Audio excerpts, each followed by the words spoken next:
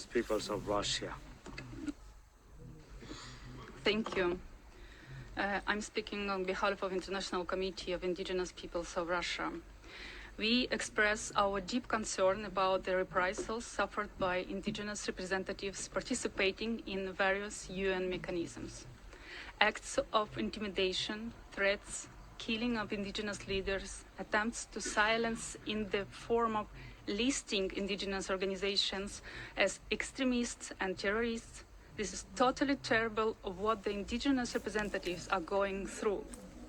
Any indigenous representatives should feel safe both directly at UN sessions and when they return home to their communities.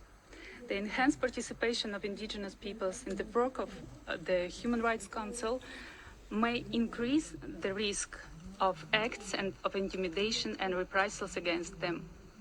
Today, the United Nations, in particular Human Rights Council, represents one of the few global institutions capable of standing up for indigenous peoples. We ask for continued support for independent indigenous representatives who, despite repressions, continue to raise the fair voices of indigenous peoples.